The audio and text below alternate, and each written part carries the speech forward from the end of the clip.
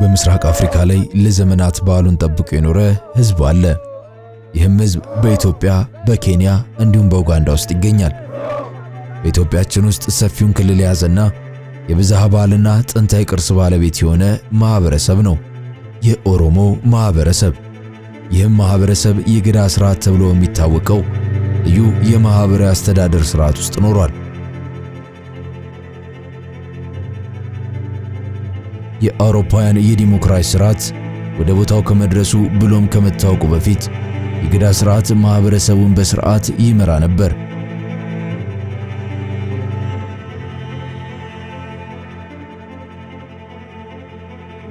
የገዳ ስርዓት መከባበርን፣ ትብብርና የጋራ ዓላማንና ጥበብን የሚያንጸባርቅ ስርዓት ነው። አባገዳዎችና የአገር ሽማግሌዎች የዋርካ ዛፍ ስር በመሰብሰብ ይህንን ውድ ስርዓት ከትውልድ ወደ ትውልድ ሲያስተላልፉ ለዘመናት ኖረዋል።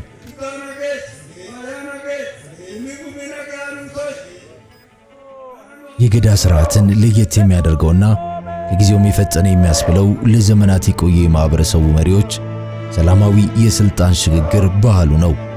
በ8 ዓመቱ የሚከናወነው ይህ ስርዓት እነሆ ለ600 ዓመታት ሲካሄድ የኖረ ያልተቋረጠም ስርዓት ነው።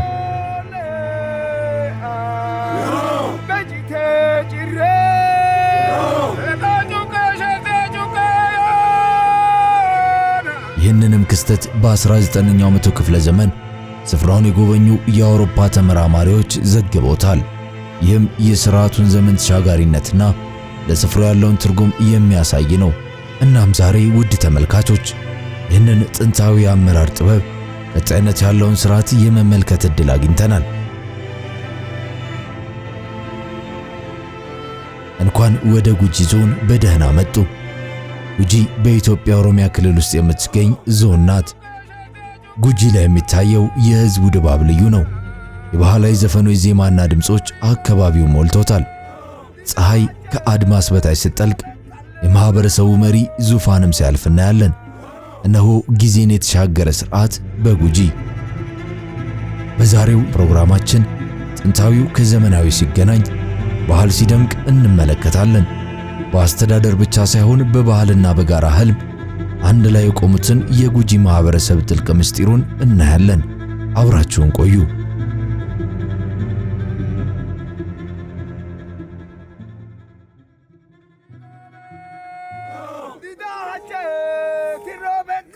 የዛሬው ጉዞአችን ወደ ጥንታዊ የባህል ቅርስ ባለቤት የሆነ ስፍራ ነው፣ ጉጂ።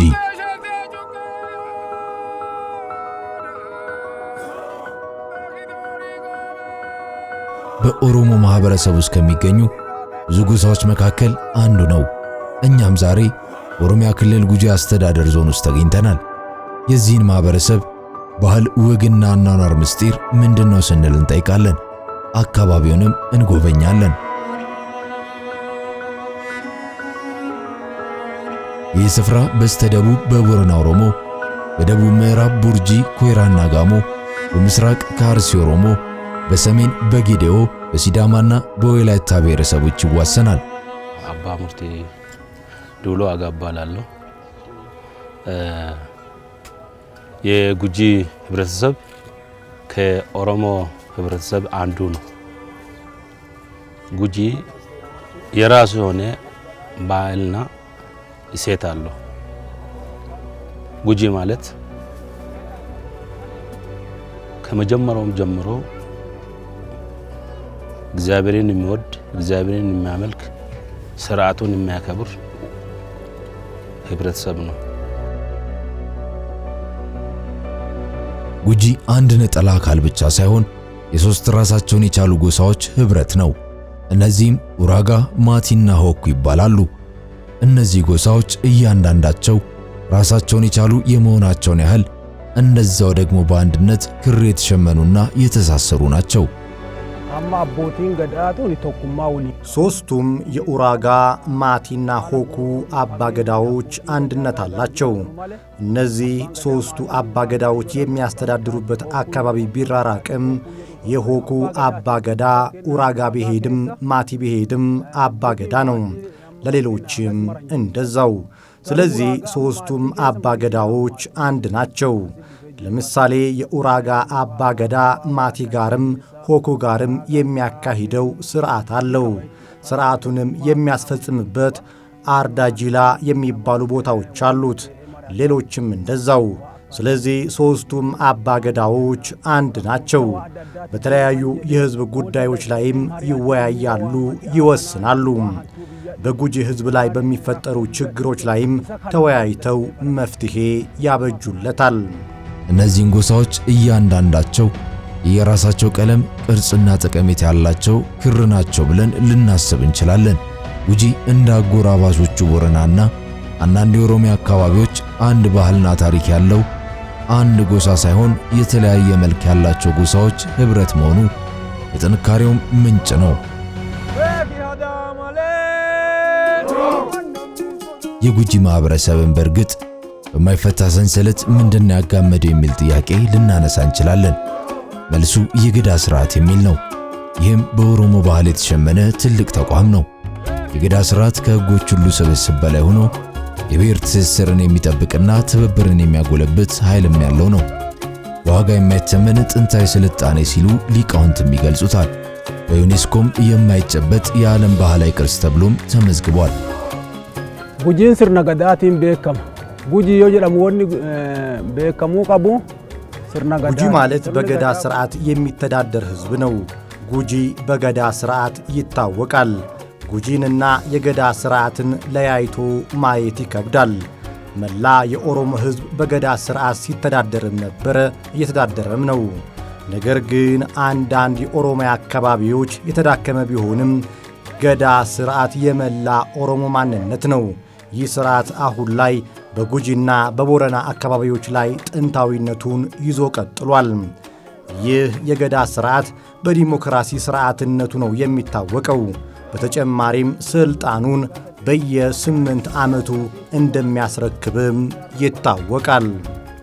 የገዳ ሥርዓት በእኛ ዘንድ በጣም የተከበረና በጣም የተወደደ ሥርዓት ነው።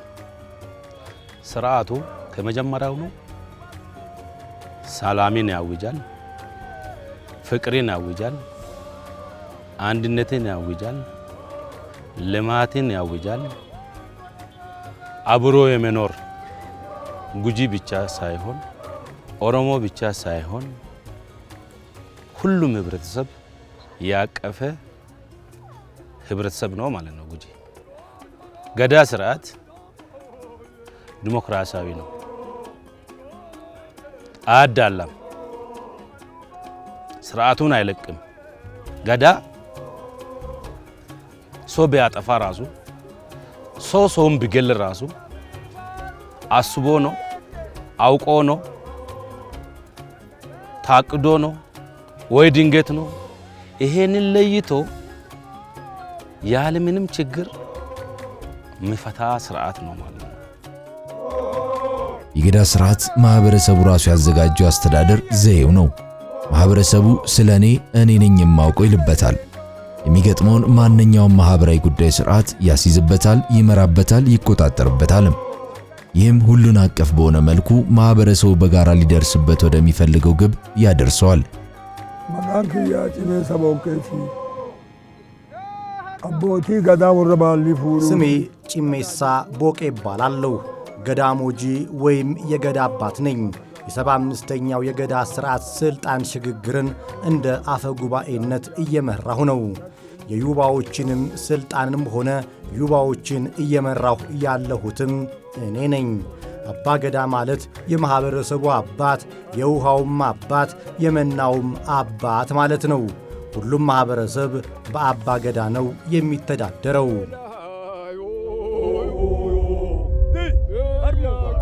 ገዳን አስደናቂ የሚያደርገው አንዱ ባህሪው የእኩልነት ማኅበረ ፖለቲካዊና ባህላዊ ይዘቱ ነው። ይህም ከኦሮሞ አልፎ በሲዳማ በኮንሶና በጌዲዎች ባሉ የኩሽ ሕዝቦች ዘንድም ጭምር ስር የሰደደና መሠረቱን የጣለ ሥርዓት ነው። ይህም የመሪዎቹ ዓለም አቀፋዊነትና ውስጡ የያዘው ዲሞክራሲያዊ ሥርዓት ማሳያ ነው። ወደ ልማት ስታመጣ ማንኛውም ሰው ሰርቶ ጥሮ ግሮ አለምቶ እንዲኖር ያዘዋል።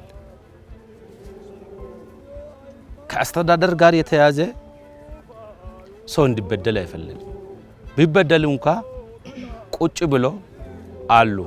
ገዳ ስርዓት ውስጥ የተዋቀረ መዋቅሮች አሉ። በጣም ሰፊ የሆነ ያ መዋቅር ደረጃ አላቸው። በየደረጃው ችግሮች ይፈታሉ።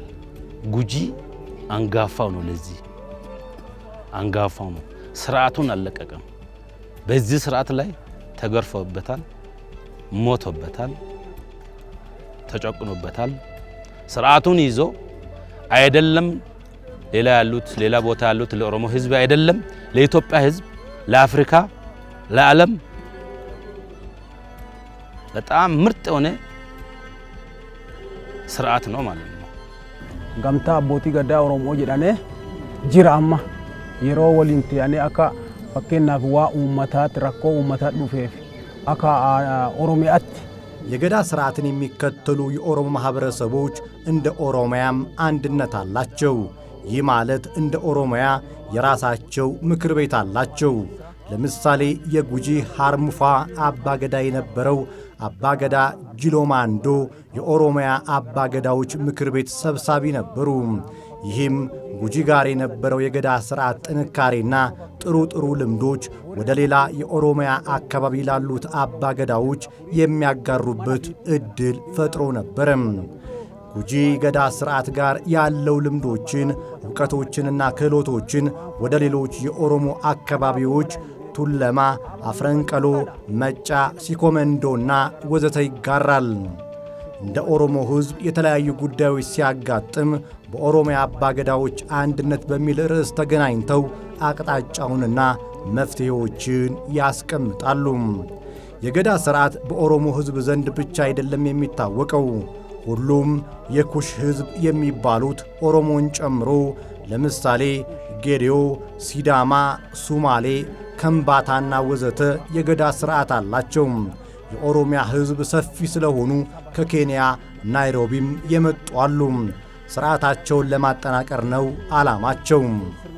በተጨማሪም ከሌሎች የኢትዮጵያ ብሔርና ብሔረሰቦች ይህንን የሥልጣን ርክክብ ስርዓት በሚኤቦኮ የታደሙ አሉ። ምክንያቱም ገዳ ስርዓት ነው። ለሁሉም የሰው ዘር ዲሞክራሲያዊ እሴትና ስርዓት ነው። ይህ ስርዓት ለሀገሪቱ ሰላም፣ አንድነትና መቻቻል እያደረገው ያለው አስተዋጽኦም ከፍተኛ በመሆኑ ከተለያዩ የኢትዮጵያ ብሔርና ብሔረሰቦች እየመጡ እያዩ ነው። እንዲሁም አባገዳዎች ወደ ሌላ ክልሎች በቅርብ ጊዜ እንዳየነው ትግራይ ክልልን ጨምሮ እየሄዱ እርቅ ለማውረድ እየሰሩ ይገኛሉ። ገዳ ሕግና ስርዓት ብቻ አይደለም። የተለመደውን መንግስታዊ አስተዳደር ለማበልጸግና የዲሞክራሲያዊ ስርዓት ወሳኝ መርሆችን፣ እሴቶችና ተግባራትን የሚያንጸባርቅ ስርዓት ነው። በኢትዮጵያና በሌሎች የተለያዩ ብሔረሰቦች ዘንድ ተቀባይነት ያለው የዲሞክራሲ ፍልስፍናን ያቀፈ የአፍሪካ ሀገር በቀል ዲሞክራሲ ስርዓት ነው። የጉጂ ሽማግሌዎች አለመግባባቶችን በመፍታት ጋብቻን በማስፈጸምና በሀብት ክፍፍል ላይ ሕግን በማስተግበር ለማህበረሰቡ ወሳኝ ሚናን የሚወስዱ ናቸው። የእነሱ ሚና እንደ ሕግ ሁሉ የሥነ ምህዳር ልዩነትን አስማምቶ እስከ መጠበቅና የባህል ልምዶችንና የአካባቢ ጥበቃ ትስስርን እስከ ማንጸባረቅ የሚደርስ ነው። አላባ ሚርጋ ጀዳኒ አቺ ይለጋልቹ ሰንከሰ አቺ ቁባታኒ ለምለፍ ሰንከሰ ቁባቱ አላባ ጀዳኒ አቹማን አላዱ ጀዳኒ መቃን አከሰ በገዳ ስርዓት ውስጥ ሰዎች ያለ ምክንያት መጣላት አይችሉም። ከተጣሉም ገዳ ያስታርቃል። ገዳ የእርቅ አባት፣ የሰላም አባት፣ ሰላም ያጣ ነገርንም ሰላም ያሰፍናል። ይህ የሚደረገው በመጠየቅና በመመርመር ጥፋተኛውን ይለያል፣ ጥፋተኛውም ይቀጣል። ካስፈለገም ንብረት ይቀማል። ከዛ እርቅ ይመጣል። ካና ቆቆ ደኔፊ ጅረማለ ጉጂ ሰዲሩ መካናይ ገዳ በጉጂ ማህበረሰብ ውስጥ የተፈጥሮ ሀብት አስተዳደርና የጋራ የመሬት ይዞታ መልክና ቅርጽ እንዲሁም ስርዓትን ያስይዛል። ከንብረት መብቶች ድልድል ጀምሮ እስከ አካባቢና የሀብት አጠቃቀም ሕጎች ድረስ ገዳ ስነ ምህዳራዊ ሚዛንና ዘላቂነትን በመጠበቅ ረገድ ያለውን ጠቀሜታ በሚገባ አረጋግጧል።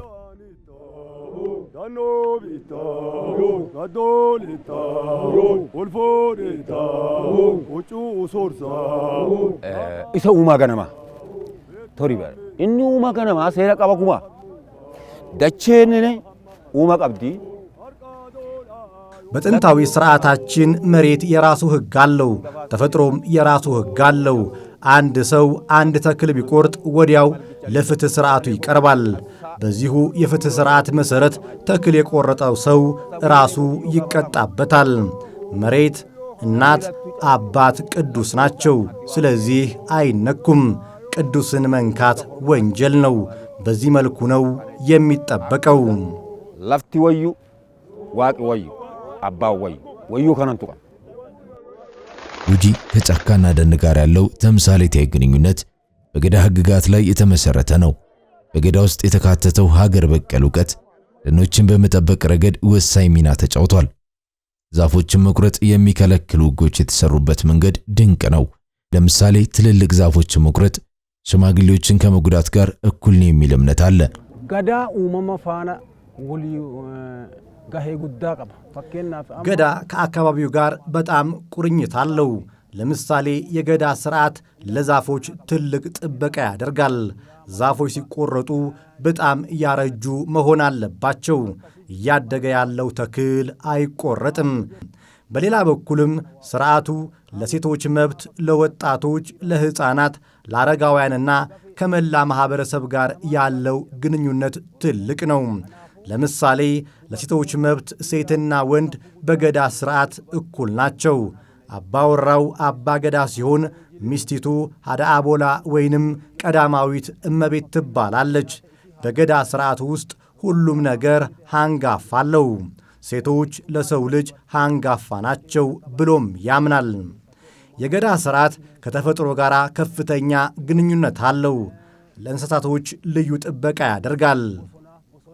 የእንስሳቶች ቤት ደን በመሆኑ ደን ሲነካ እንስሳቶች እንደተነካም ይቆጠራል። ለዛፎች የሚሰጠው እንክብካቤ ታዲያ በጠቅላላ የጉጂ እምነትና ስርዓት ነጸብራቅ ነው። ትላልቅ ዛፎች እንደ ሽማግሌ፣ ወጣት ዛፎች ደግሞ እንደ ልጅ ይቆጠራሉ። በገዳ ህጎች የሚመራ ይህ ትስስር ለደን ጥበቃና ተዛማጅ ሀብቶች ለትውልድ እንዲቆይ በማድረግ ትውልድን ተሻግሯል።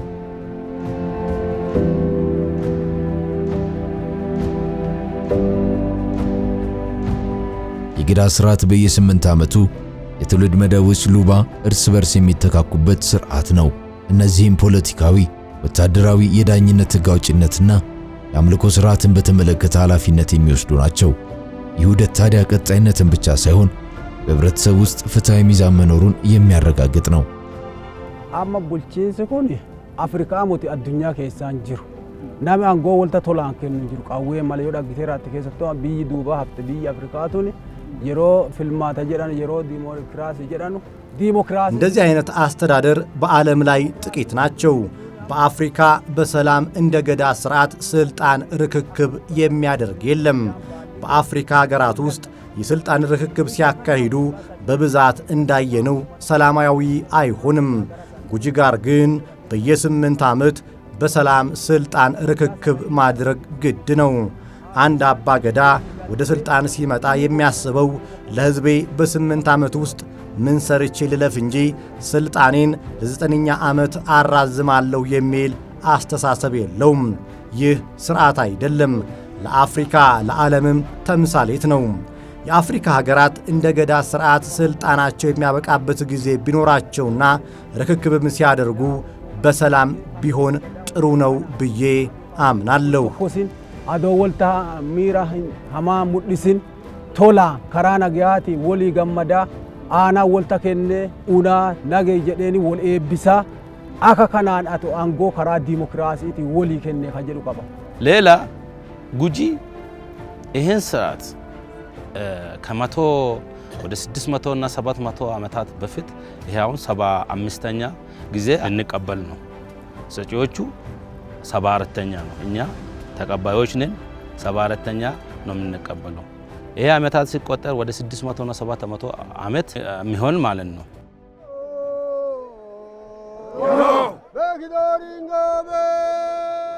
የዛሬ ጉዟችን ይህን ክስተት አስታኮ የተዘጋጀ ነው። ይህም የአባ ገዳ ስልጣን ሽግግር ነው። ይህ ስርዓት የሚከናወነው በየ8 ዓመት አንድ ጊዜ ብቻ ነው። ይሄኛውም 75ኛው የአባ ገዳዎች የስልጣን ሽግግር ሲሆን በየ8 ዓመቱ የሚካሄድና ላለፉት 600 ዓመታት ሲካሄድ የኖረ ነው። የገዳ ስርዓት በሚተገበረባቸው የኦሮሞ ጎሳዎች ስርዓቱ ትውልድን እንዲሻገር ለማስቻል በጥንቃቄና ታስቦበት የተዘጋጀ የስልጣን ሽግግር ዘዴ ሲተገበር ይታያል። አባ ገዳ ሴራዎታው ባሊቲያ ደበርሴ ከነራ ኡመተ ዳሎተናን ዱደ ዱበ ዱፉፍሞ ፈከነ ተኤ ከራፊ ባይበርሲሱፊ ቆጲ ነመታውዳ እኔ የገዳ ስርዓት የሕግ ኃላፊ ነኝ። አሁን ስልጣኔን አሳልፌ ሰጥቻለሁ። በስልጣን ዘመኔ ሳከናውን የቆየሁትን ሕጎችና ስርዓቶች አሁን ላይ ላሉት አዳዲስ ተተኪ አባ ገዳዎችና ሕግ አስከባሪ የሕግ ባለሙያዎችን ማማከር ነው። ለቀጣዩ ትውልድ ያሳለፍኩትን ሥራዎች ከኔ እንዲማሩም አደርጋለሁ። የገዳ ስርዓት እንደ መንግሥት ስርዓት የራሱ የሆኑ መዋቅሮች አሉት። የገዳ ስርዓት የቀደምት ስርዓት ነው። ስለዚህ የአባቶቻችን ስርዓት ደምና አጥንታችን ነው።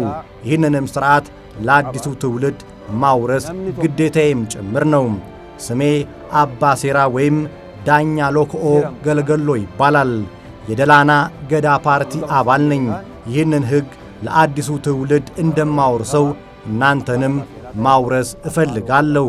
ስርዓት ያለው ትውልድና ሰላም ያለው ሀገር ለመገንባት ነው የምንሰራው። ገዳ ከትውልድ ትውልድ እንዲተላለፍ አንድ መሰረት የሆነው ከአንዱ ክፍል ወይም ድልድል ምድብ ወደ ቀጣዩ መሸጋገሩ ነው። የገዳ ስርዓት የኃላፊነት የጥበብና የባህል ሀብት ርክክብን በትኩረትና በተጠና መንገድ ያዘጋጃል። የጉጂ ኦሮሞ 3 አባ ገዳዎች ይሾማል። 3 አባ ገዳዎች የሚሾሙበት ምክንያት ለሶስቱ ጎሳዎች የራሳቸው መሪ ስላላቸው ነው። አሁን ጉጂ 3 አባ ገዳዎች ነው የሚተዳደሩ። ሌላ አካባቢ አሁን ከኛ ጋር አይደለም፣ የተለያየ ነው። የራሳቸው አካባቢ የምናስተዳደርበት አካባቢ ስላለ ውራጋ የራሱን ያስተዳድራል፣ ማቴ የራሱን ያስተዳድራል፣ ሆኩ የራሱን ያስተዳድራል። አጠቃላይ ግን ሶስታችንም የጉጂ ህዝብ ባለስልጣን ነን፣ ንጉስ ነን። ይሄ አባ ገዳ ሰፊ ቦታ ነው። ሲዞር ነው 8 ዓመት የሚጨርሰው ሲዞር። እኔን የሚያስተዳደር ንጉስ እኔ ጋር አልመጣም ብሎ ኮሜንት አይኖርም ማለት ነው። ዘንድሮ ለምሳሌ ከኡጋንዳ፣ ከታንዛኒያ፣ ከኬንያ የመጡ አሉ። ኢትዮጵያ ውስጥ ከሲዳማ ውስጥ የመጣ አለ፣ ከጋሞ ጎፋ የመጣ አለ። ይሄ ሁሉ ና ኢን አስተምረኝ ካለ ግዴታ አለብን። የትን ገብታ አይደለም ሀገር ውስጥ እስከ ውጪ።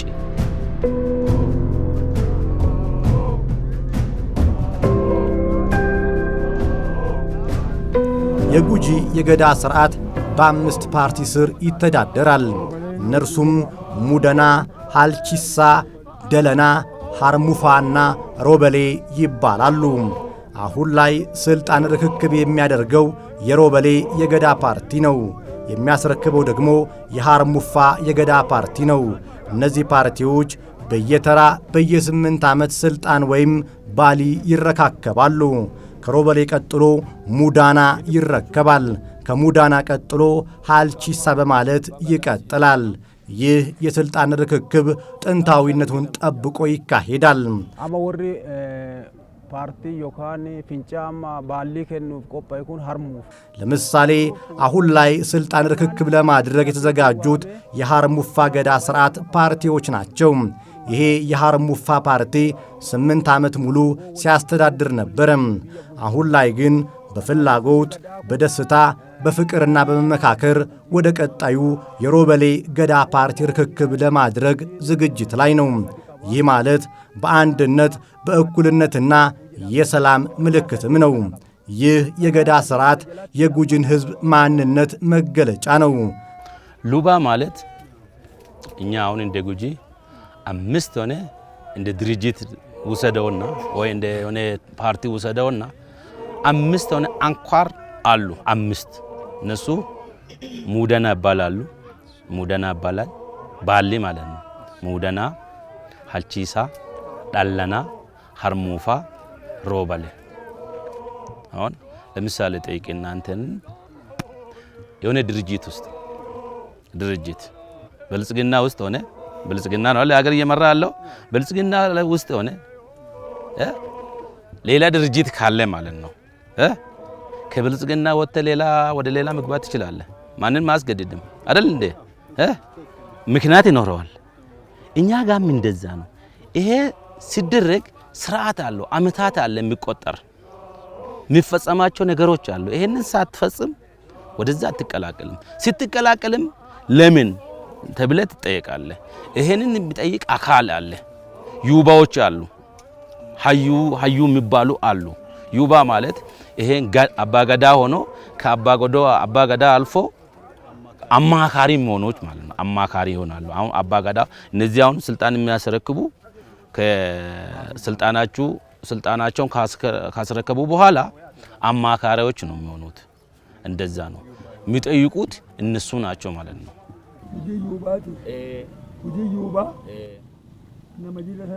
ዩባ ማለት ገዳን የሚመክርና የሚያስተዳድር የገዳ አባት ነው።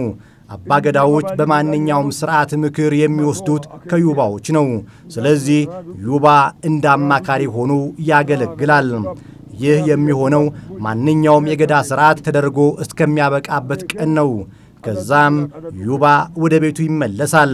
የሥልጣን ሽግግሩ ስርዓት ካለቀ በኋላ ዩባ ገደሞጂ ይባላል። የገደሞጂ እርከን ላይ ሲደርስ ዩባ አገልግሎቱን ጨርሷል ማለት ነው። ገደሞጂ ከገዳ ስርዓት ጡረታ ሲወጣ 5 ከብቶችን በመውሰድ ነው። ሌላ ምንም የሚያገኘው ነገር የለም። ጡረተኛ ነው የሚባለው። ዩባዎች 9 ናቸው። 3ቱ የኡራጋ ገዳ አስተዳዳሪ ናቸው። 3ቱ የማቲ፣ ቀሪ 3ቱ የሁኩ ገዳ አስተዳዳሪ ይሆናሉ። በዋናነት ስራቸው ሕጎችን ማወጅ ነው። ማንኛውም ሕግ የሚያውጁት ዩባዎች ናቸው። አዲሱ አባ ገዳ በ9ኙ ዩባዎች በታወጀ ሕግ ነው ሕዝቡን የሚመራው። እነሱ በጠቆሙት መንገድ ብቻ ነው የሚመራው። ዩባዎች ትክክል የሆነውንና ያልሆነውን የሚወስኑ ናቸው። በሌላ በኩል ገዳዎችን የሚመሩ እንደማለት ነው። ዩባ ተብለው የሚጠሩት የአባ ገዳ አማካሪዎች የበፊት ስልጣናቸውን እየጨረሱ አባ ገዳዎች ሲሆኑ ባላቸው ሰፋ ያለ የታሪክ ዕውቀት ስርዓቱ ጥቃቅን ሂደቶች ሳይቀሩ ለአዲሱ ትውልድ መተላለፋቸውን ያረጋግጣሉ። ዳባተ ተኮ ቃጥ ዳቤር ኡመን ኦሮሞ ጉዬ ለፋንተዋቹፍ ሞቱማስ የገዳ ስርዓት የነበሩትን ነገሮች በሙሉ ለመጠበቅ እንዲሁም ሕዝብና መንግስትን ለማቀራረብ አንድ አደረጃጀት ተፈጥሯል። ይህም አደረጃጀት ገልመዱጋ ሲርና ቡልቺንሳ ገዳ ሲባል በጎሮዶራ ወረዳ ተመስርቷል። የዚህ አደረጃጀት ዓላማ ትውልዱን የገዳ ስርዓት ማስተማር፣ አባገዳዎችን ከፖለቲካ ለመታደግና ስርዓቱ ጥንታዊነቱን ይዞ እንዲቀጥል ለማድረግ ነው።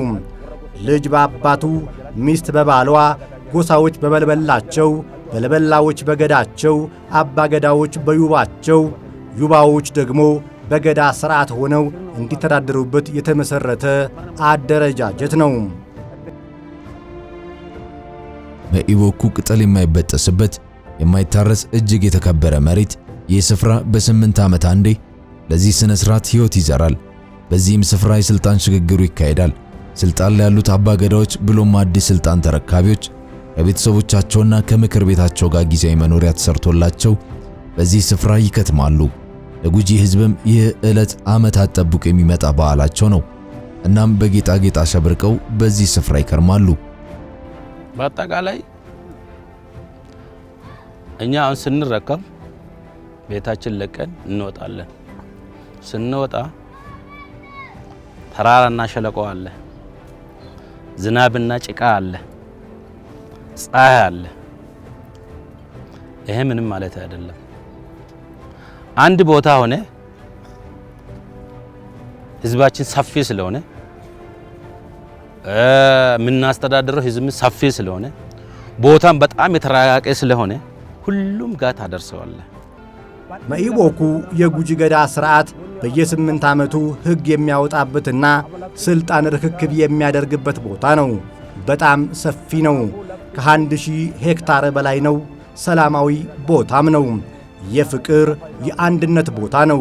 ብዙዎች መጥተው በአካልም በመንፈስም እፎይታ አግኝተው የሚመለሱበት ቦታ ስለሆነ ሁሉም የአፍሪካም ሆነ የዓለም ሀገራት ሕዝቦች መጥተው ይህንን በረከት እኛ ጋር መጥተው እንዲቋደሱ እላለሁ። ጊዜያዊ መኖሪያ መንደሮቹ የተለየ ስሜት ያላቸውና በሕይወት የተሞሉ ናቸው።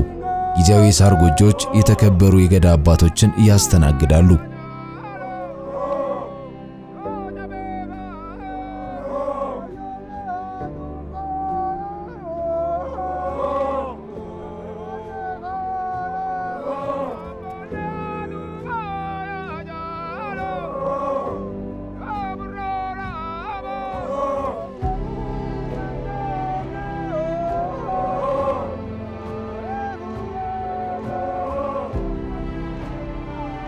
እኛም በመኢቦኩ ከስልጣን ሽግግሩ በፊት የህብረተሰቡን ስሜትና በስፍራው የሚካሄዱትን ስነ ስርዓቶች ለመመልከት በጠዋት ተገኝተናል።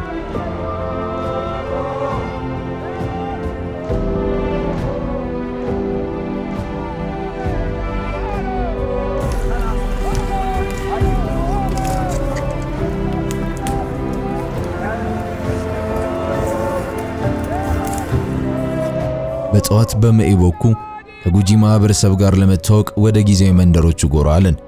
የጉጂ ህዝብን በጠዋቱ ተነስቶ ለቀኑ ሲዘጋጅ ተመለከት።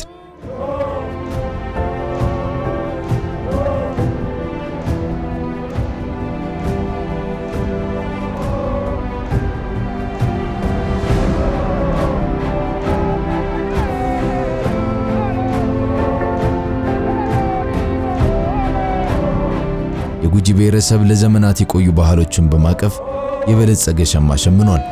እኛም ከጉጂ ማህበረሰብ ጋር በመኢቦኩ ለቁርስ ተቀመጥን።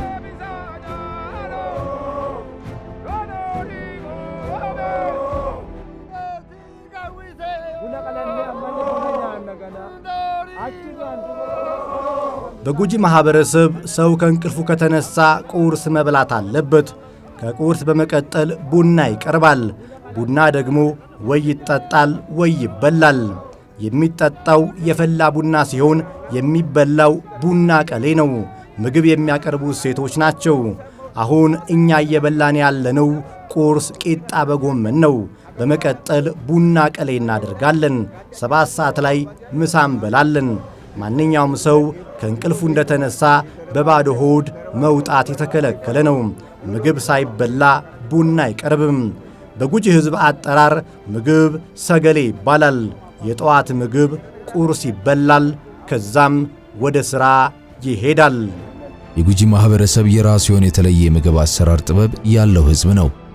የጉጂ ሕዝብ ከወተት፣ ከቅቤ፣ ከማርና ከተለያዩ የእህል አይነቶች ጋር ከተያዘው ጀምሮ እንደ ወጥና እንጀራ ድረስ በገበታው ያቀርባል።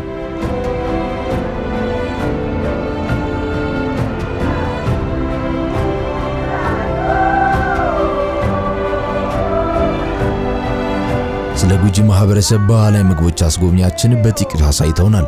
መቃንኪ የዲረሙ ብርሃኑ ናንጀራኒ ጎዲና ጉጂ ሊጣራ ዱፌ ጉጂኒ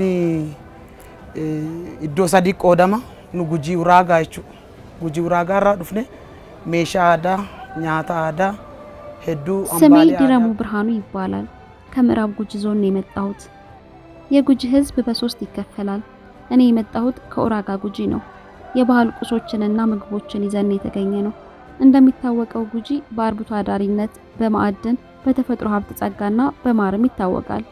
አሁን ይዘን የተገኘ ነው የባህል ምግቦች የተሰሩት ከማር ከቅቤና ከስጋ ነው። የጉጂ ህዝብ ብዙ ጊዜ ማር፣ ቅቤና ስጋ በመብላት ይታወቃል፣ በሐዘንም ሆነ በደስታ። ከነዚህ ውጭም ብዙ የባህል ምግቦች አሉ። ይህ ቲንፋ ይባላል። ቲንፋ የሚሰራው ከስጋና ከቅቤ ብቻ ነው። ቲንፋ ረጅም ጊዜ መቆየት ይችላል። እንደዚህ አይነት ዝግጅቶች ላይም አባቶች ይህን ይበላሉ። ኩናሞ ላቃ ጀዳማ ላቃን ኩኒ ገርቡ ይሄኛው ላቃ ይባላል። ላቃ የሚሰራው ከማር ከቅቤና ከገብስ ነው። የጉጂ ህዝብ በአርብቶ አደርነት ስለሚተዳደር ማር ከቤቱ አይጠፋም። ማሩ በቆሪ ላይ ተጨምሮ እንደ ውሃ ይጠጣል። ቆሪ ማለት ከእንጨት የሚሰራ ሲሆን ይህንም ይመስላል።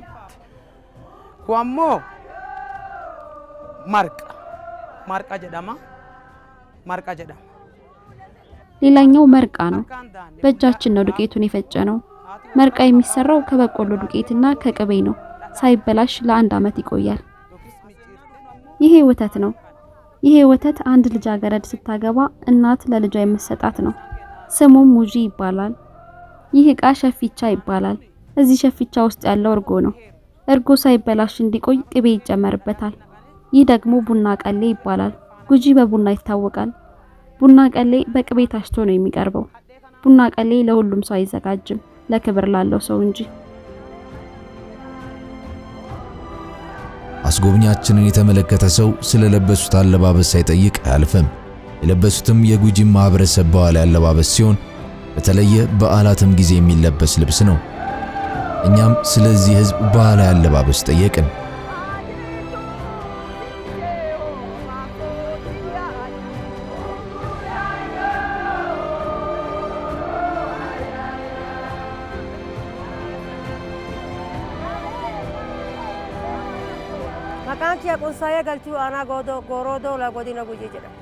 ስሜ ቁምሳዩ ገልቹ ይባላል። ከጎሮዶላ ወረዳ ነው የመጣሁት። ይህ ሰመጤ ይባላል። ከፍየል ቆዳ ነው የተሰራው። እንጨትም አለው። ይሄም ያገባች ሴት የምታደርገው ጌጣጌጥ ነው። ልጃገረድ ይህን አታደርግም።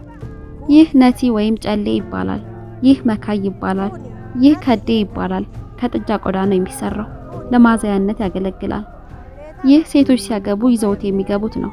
ጥቅሙ ደግሞ ከብቶችን ይወሰድበታል። ከብቱ ሲቆ ይባላል።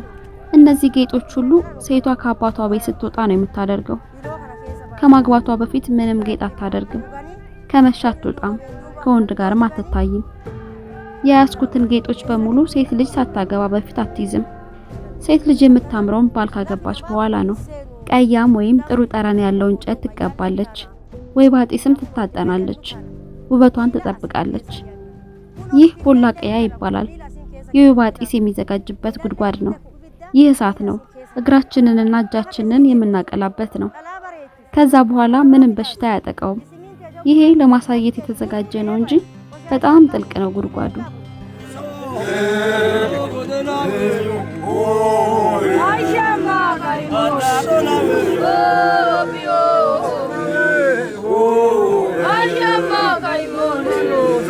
በዚህም ስፍራ በጉጂ ባህላዊ አለባበሶችና ምግቦች የተደነቀን የአካባቢ ወጣቶች ባህላዊ ሙዚቃና ጭፈራ ሲጫወቱ ተመለከት። እኛም ጎራ ብለን መጫወት ጀመርን።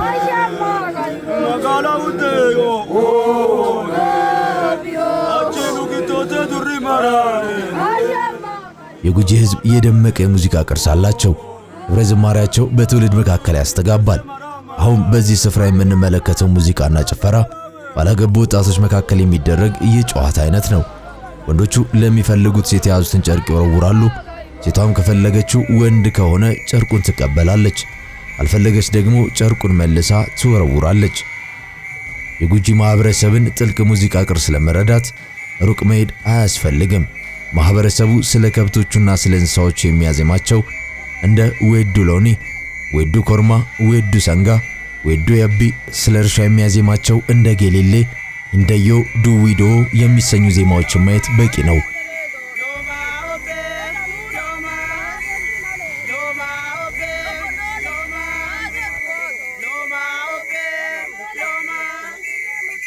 ማህበረሰቡ ስለ ባህሉ፣ ስለ ፍቅር፣ ስለ ታሪኮችም የሚያዜመው ከትውልድ ትውልድ የተላለፉ ባህላዊ ዘፈኖችና ጨዋታዎችን መጥቀስ ይቻላል።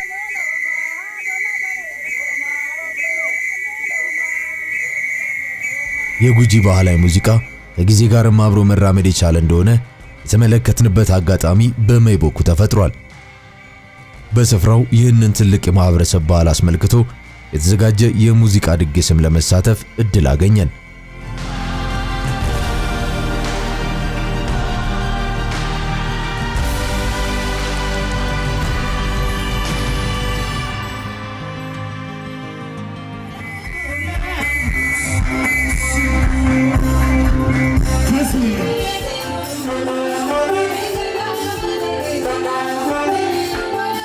የጉጂ ባህላዊ ጭፈራዎችና ዘፈኖችም ምሽቱን አድምቀውታል።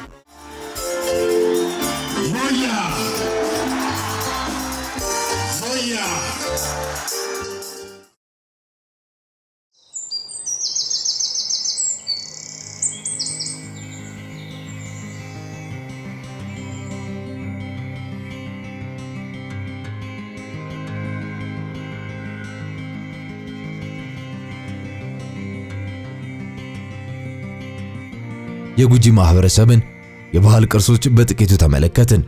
በዚሁ በመይ በኩል የሚካሄደውን የስልጣን ሽግግርና ከሽግግሩ በፊት የሚካሄዱ ስነ ስርዓቶች ምንድናቸው ስንል ጠየቅን።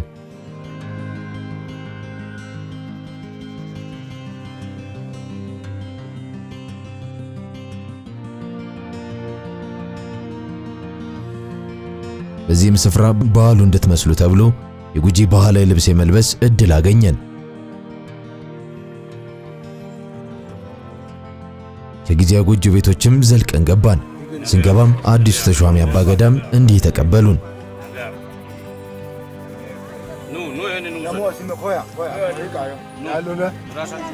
ቡነቀላ በቂቤ የሚዘጋጅ ጣቃ ቡና ሲሆን በአካባቢው በልዩ በዓላት ወቅት ተዘጋጅቶ የሚቀርብ ነው።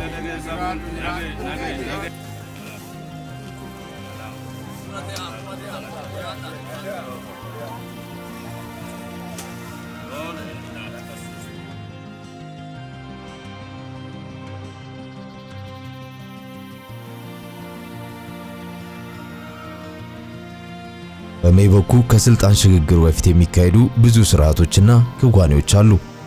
በዚሁ ስፍራ የሚዘጋጁት ጊዜያዊ መኖሪያ መንደሮች 3 ቦታ ሲከፈሉ አሁን ስልጣን ላይ ያሉት አባገዳዎች፣ አዲስ ስልጣን ተረካቢዎችና የዛሬ 8 ዓመት ተረካቢዎች ሁሉም የየራሳቸው መኖሪያ መንደር ይዘጋጅላቸዋል።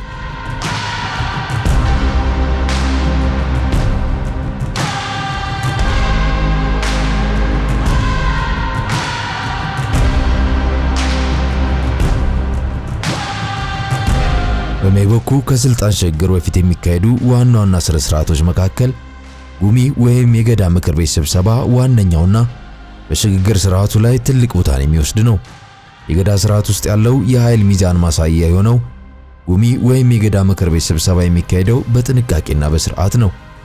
ይህም ጥንቃቄ አባገዳዎች ከቤታቸው ወጥተው ወደ ስብሰባ ሲጓዙ ጀምሮ ማየት ይቻላል።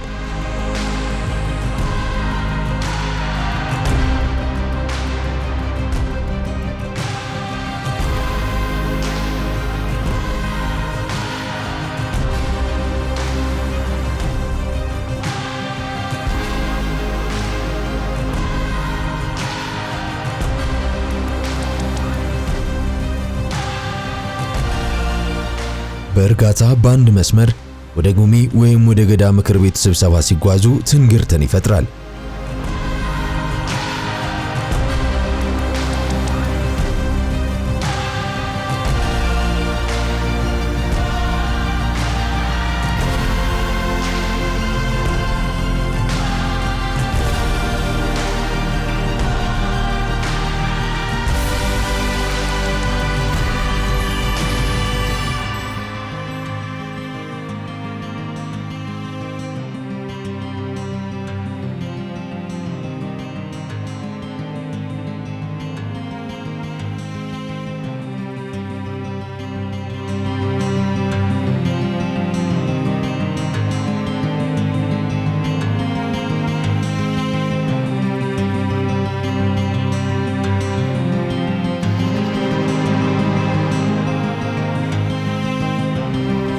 ስብሰባው የሚካሄደው በአንድ ትልቅ ዋርካ ዛፍ ዙሪያ ሲሆን ይህም ስፍራ ለጉጂ ማህበረሰብ የተከበረ ነው። አባገዳዎቹና ምክር ቤታቸው ወደ ስፍራው ሲገቡ ጫማዎቻቸውን አውልቀውና ዱላቸውን ውጭ ላይ ደርድረው ነው።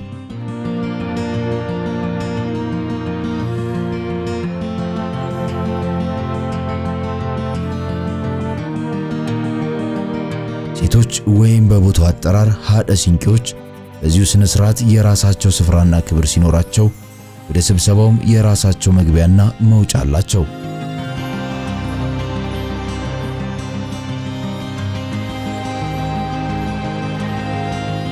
እኔም በጉሚ ወይም በስብሰባው የመታደም እድል ተሰጠኝ።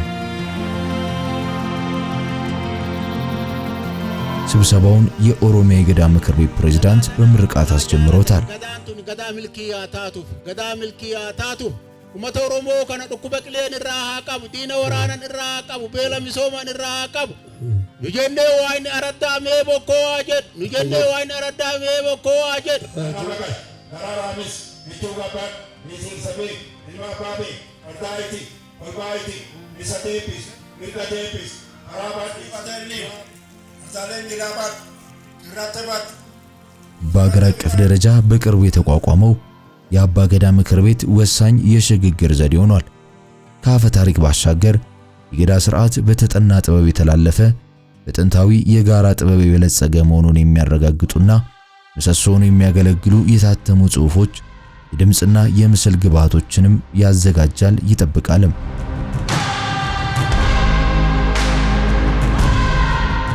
በጉሚ ወይም በስብሰባው መተዳደሪያ ደንቦች ይነሳሉ። ውይይት ይካሄዳል፣ አዋጅም ይታወጃል። ስብሰባውን የሚመሩት አሁን ስልጣን ላይ ያሉት አባገዳዎችና ዩባ ወይም የአባገዳዎቹ አማካሪዎች ናቸው።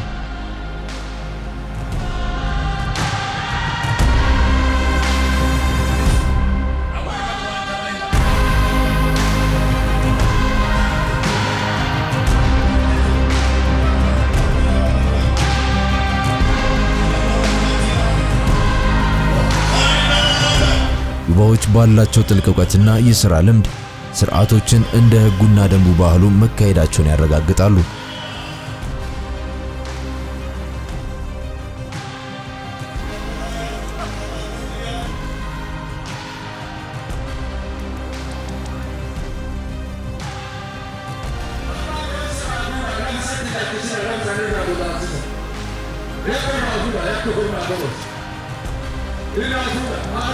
በጉሚ ወይንም በስብሰባው ሙሉ የገዳው ምክር ቤት ተገኝቶ ስለ ሕዝብ አስተዳደሩ ይወያያል። የወደፊት እቅዶችና ሕጎችንም ያወጣል፣ ያጸድቃል።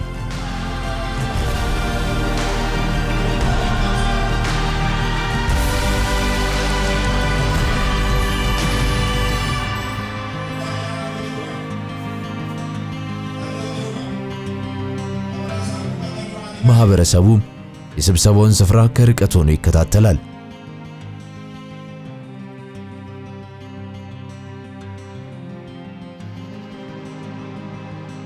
የነገ ተረካቢ ትውልድ አይኖችም ይህን ክዋኔ ይከታተላሉ።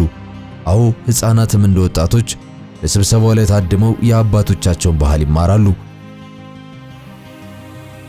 በዚህም ስፍራ ውበትና አስገራሚ ባህል ተደንቀው መኖሪያቸውን በዚህ ስፍራ ያደረጉ የውጭ ሀገር ዜጎችም በሀገሩ ቋንቋ እንዲያሉን ካንኪያ አባ ጴጥሮስ ሂንጀዳማ አኒ ያደ ቢያ ዳላደ ቢያ ሜክሲኮ ከጀዳሞ አቻ አሜሪካ ከሳ ከጋዶፈያስ ያማ ወጋ ዲዳማ ስሜ አባ ጴጥሮስ ይባላል።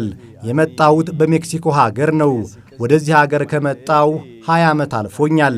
እኔ ወደዚህ የመጣሁት የካቶሊክ ሃይማኖት ቄስ ሆኜ ነው፣ ወንጌልን ለመስበክ። ወደ ጉጂ ከመጣው ጀምሮ ቋንቋውንና ባህሉን መልመድ ጀመርኩኝ። 3 ጊዜ የገዳ የስልጣን ሽግግር ስርዓትን ተሳትፌያለሁ። ከበፊት የነበረው ሽግግር ጋር ሳነጻጽረው እዚህ ስርዓት ላይ ብዙ ሕዝብ አይሳተፍም ነበረ። አሁን ላይ በሚዲያዎችም እየተዋወቀ ስለሆነ የተሳታፊው ቁጥር እየጨመረ መጥቷል። ከዚህ ዝግጅት ላይ ያስተዋልኩት ሕግ የሚወጣው ሕዝብ በተሰበሰበበት በጉሚ ጉባኤ ላይ ነው። ስልጣን እንዴት እንደሚረከቡና እንደሚያስረክቡ ያሳዩናልም ያስተምሩናልም። የሚገርመው ነገር የሚያስተምሩት ተመሳሳይ ነው። ማለትም ሕጎች ምንም ሳይጓደሉና ሳይዛነፉ በቀጥታ ለሕዝቡ ይተላለፋሉ። ለምሳሌ እኔ ጋብቻ በስርዓቱ እንዴት እንደሚፈጸምና ለተፈጥሮ የሚደረገውን ከለላ ከጉሚው ተምሬያለሁ። ትውልዱ አብዛኛው አዲስ ቢሆንም ትምህርቱ ግን ጥንታዊ ነው። በዚህ ስፍራ ላይ መገኘት ብዙ ጠቀሜታዎች አሉት። የ300ና የ400 ዓመታትን ያስቆጠሩ ሕጎችና ሥርዓቶችን የማወቅ ዕድል ይሰጣል። እንዴት ሰላምን ፈጥረን ተቻችለን መኖር እንደምንችል እንማርባታለን። ስለዚህ እነዚህ አባቶችን እናዳምጣቸው። ብዙ ዓመታትን ያስቆጠሩ ዕውቀቶችን እያስጨበጡን ነው። ለአሁኑ ትውልድ በሰላም ተቻችለን ለመኖር እነሱን እናዳምጣቸው እላለሁ። ካነ ዱቢ ካልቸር ካይቴ ዮኪን ቡልቱማ ካይቴ ዮኪን አዳቲ ካይቴ ዋንዲ ኪዮ ካላ ኮይሰን ዳንደኑ ዋው ዋን ጉዶ በቁምሳ ጉዶ ወኒቴ ኤፌ አካውሰዮ ፉዳኔ ካረ በቁምሳ ሰኒቲን ዮሌኑ ኖፊ ጉዶ ሆሴ ዋንሳን የዲሳ ባርባዴ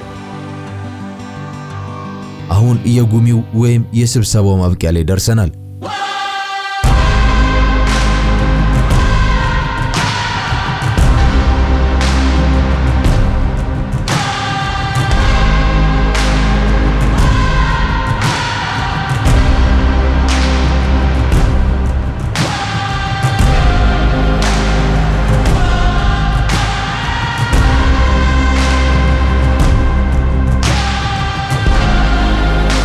የስብሰባው ማብቂያ በአባ ገዳዎችና በሃደ ሲንቄዎች ውብ ዜማዎች ይደምቃሉ።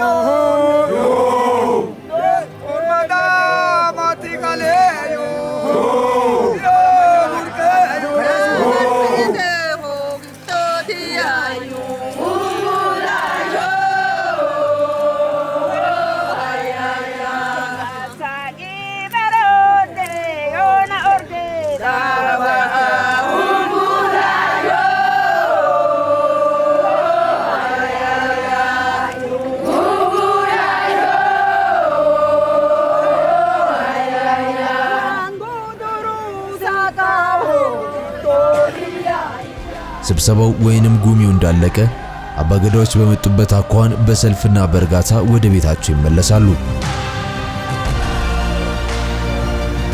ይህም ስብሰባ ለተከታታይ ቀናቶች የሚካሄድና በየስብሰባው የተለያዩ ጉዳዮች የሚነሱበት ነው።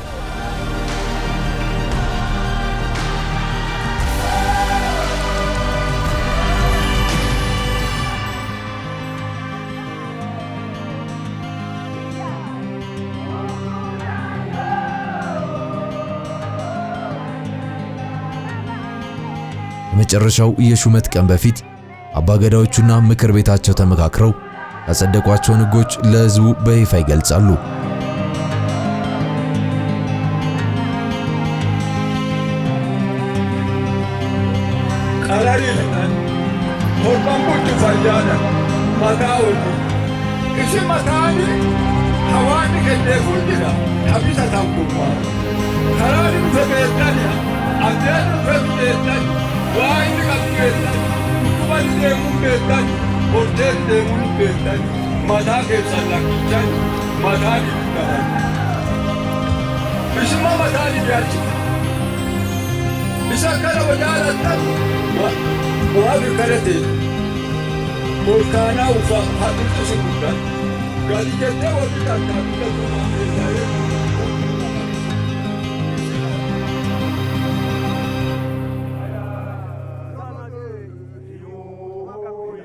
ዛሬ የስልጣን ሽግግሩ የመጨረሻው ቀን ላይ እንገኛለን።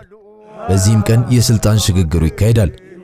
በዚህ ቀን ህዝብ ስልጣን ላይ ያሉት አባገዳዎች ጊዜያዊ መኖሪያ ጋር ፀሐይ ሳትወጣ ይሰባሰባል።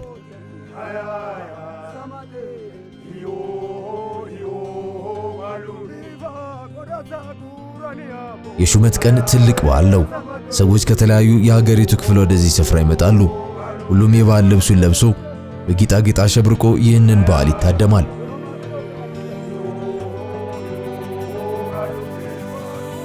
ከአጎራባች የሲዳማ ብሔሮችና አጎራባች ሀገሮች ከኬንያና ከሱዳን ሀገሮች የተገኙ ተወካዮቹንም የመመልከት እድል ነበረን። እኛም በጠዋቱ ስልጣን ላይ ያሉ አባገዳዎች ጊዜያዊ መኖሪያ ውስጥ ተገኝተናል።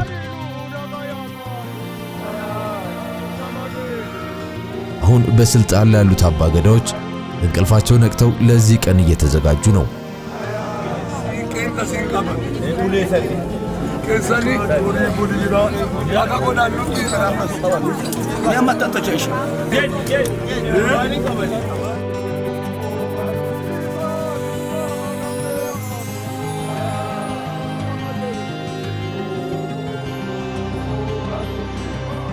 ስልጣን ላይ ያሉት አባገዳዎችና የአባገዳዎቹ ፕሬዝዳንት በምርቃት ቀኑን እያስጀመሩ ነው። አሁን የስልጣን ሽግግር ዋናው ስርዓት ሊጀምር ነው። ሹመቱም የሚካሄደው አሁን ስልጣን ላይ ባሉት አባገዳዎች ጊዜያዊ መኖሪያ ቤት ውስጥ ሲሆን በሿሚ አባገዳዎቹ ከመምጣታቸው በፊት ተወካዮችን እንደ ሽምግልና ይላካሉ።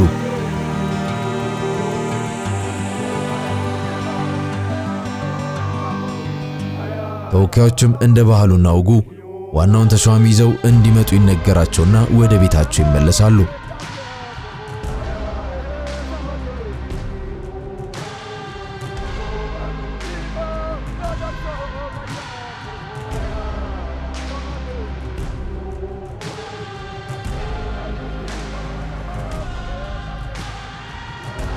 ተወካዮችም ተሿሚውን አባገዳዎች ይዘው በስልጣን ላይ ወዳሉት አባገዳዎች ቤት በእግራቸው ይመጣሉ።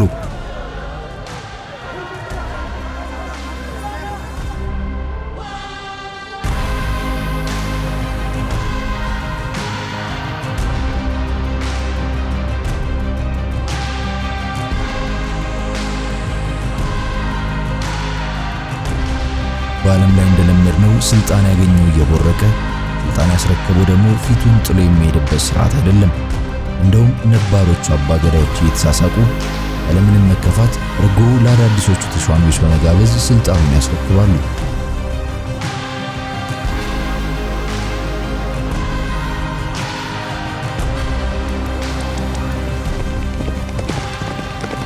ኦዶልቺ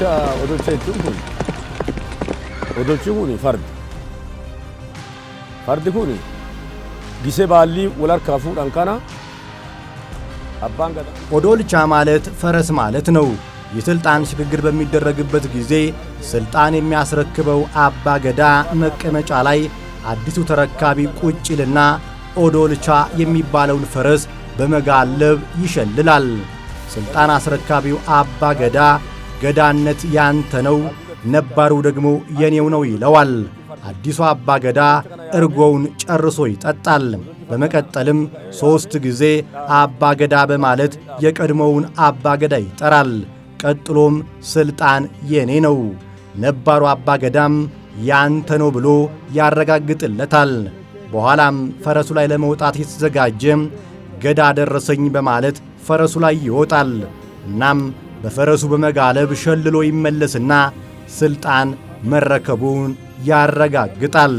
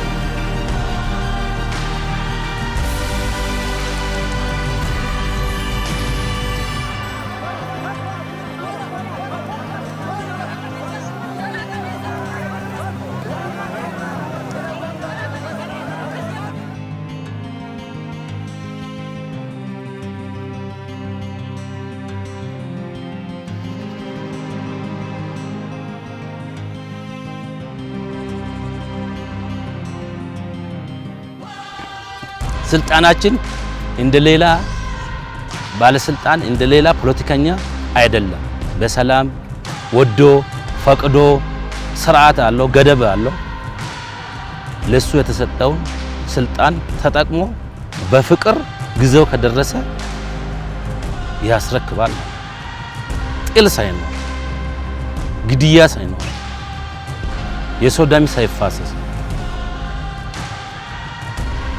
በጣም አይደለም እኛ ነን ኦሮሞዎች ነን ለዓለም ለነጮች ራሱ ይሄንን ለነሱ አደረስ ነው ማለት ይቻላል። የተሾሙትም አባገዳዎች በፈረስ ላይ ሆነው ገዳ ፍቅር ነው ገዳ ሰላም ነው እያሉ ከነባሮቹ አባገዳዎች ቤት ወደ ራሳቸው ይመለሳሉ።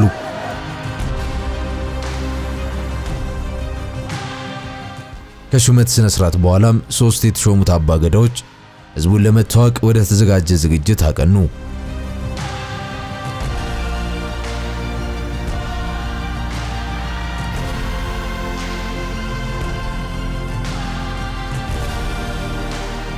የኦሮሚያ ክልል ፕሬዝዳንትም አዲስ ተሿሚ አባገዳዎችን ለመተዋወቅ በስፍራው ተገኝተው ነበር።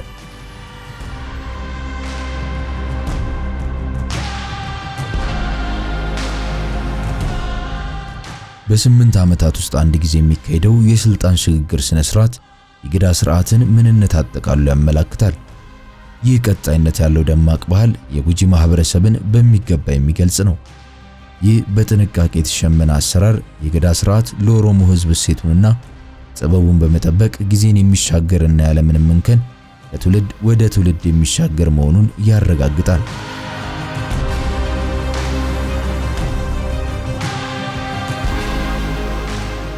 ሀገር ውስጥም ከውጭም ላላችሁ የኢትዮጵያ ህብረተሰብ ኦሮሞ ብቻ አይደለም፣ ይሄ በዓል የኢትዮጵያ ህብረተሰብ በዓል ነው።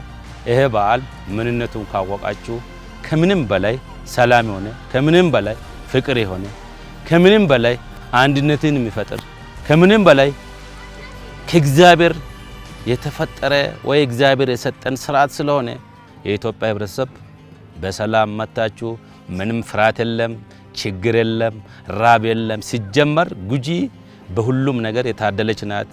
በወርቅ በማዕድን በተለያየ ማዕድናት የታደለች በልማት በቡና በእርሻ በሁሉም ነገር የታደለች ሀገር ስለሆነ መታችሁ ብትጎብኙ አሪፍ ነው። ሌላ ቦታ አይደለም። እዚህ ስርዓታችን የሚካሄድበት ቦታ ብቻ መታችሁ ካያችሁ ጥሩ ነው እለዋለሁ። በሰላሙ ኑ፣ እንወዳቸዋለን፣ እንቀበላቸዋለን እለዋለሁ። አመሰግናለሁ። አስደናቂውን የጉጂ መልክዓ ምድር ስንሰናበት ልባችን ከባህሉና ስርዓቱ ጋር ተዋህዶ ቀርቷል።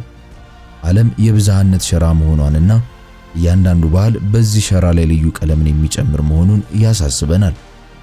ይህ ጉዞ ማህበረሰባችን የያዘውን ባህላዊ ሀብቶቻችንን እንድናደንቅ፣ እንድናከብርና ከሁሉም በላይ ደግሞ እንድንጠብቅ የሚያነሳሳን እንደሆነ አምናለሁ። ስለዚህ ወደፊት ስንቀጥል የባህል ብዝሃነት አምባሳደሮች እንሁን።